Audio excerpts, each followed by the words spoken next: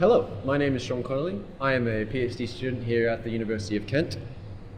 I work in Dr. Helena Shepherd's research group as a part of the larger group, the Supramolecular, Interfacial, and Synthetic Chemistry group, otherwise known as just the SIS group here at Kent.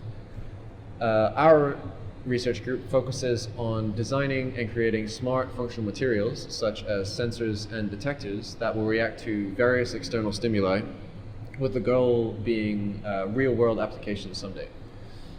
My research focuses on photochromic molecules. Now, photochromic molecules are ones that can transform between two states on exposure to light. Often this is observed as a change in color, either from one color to another, or from color to colorless, or vice versa.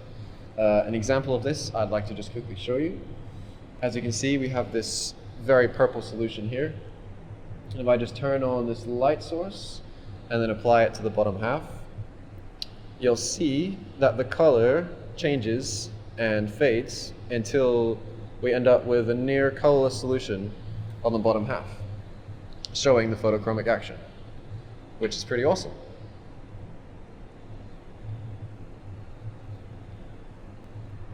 As well as the change in color, the molecules can undergo changes in their molecular shape, in their bonding, or in their polarity, which makes photochromic molecules perfect candidates for sensors and detectors as they undergo a change in their visual state based on some external stimuli. The highly colored nature of photochromic molecules makes them really fun to work with, and it makes doing reactions with them also really fun and very obvious. Where some reactions might not be so clear when they happen, for synthesizing photochromic molecules, you'll have two fairly colorless solutions, as you can see here, but once combined,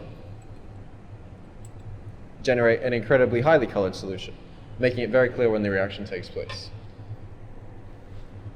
We hope to incorporate these molecules into materials to give them interesting properties.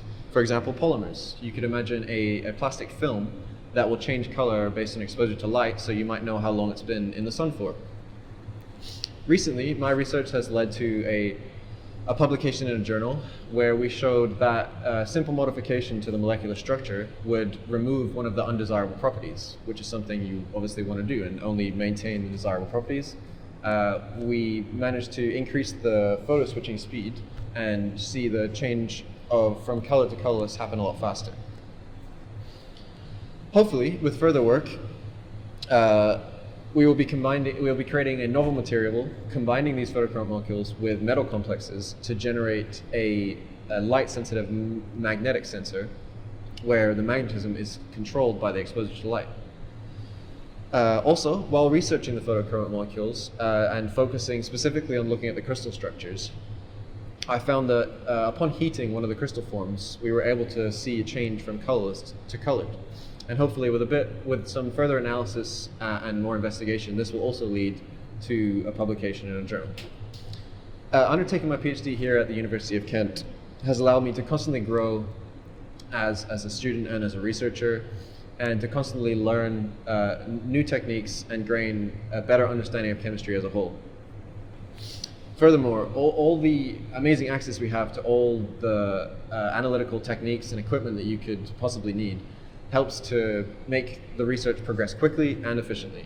And on top of that, the supervision has been amazing, very insightful, and at the same time, there's an atmosphere of freedom where you can think of your own ideas and take the research project into the direction that interests you, which really helps with staying motivated and continuing to want to move forward with the work.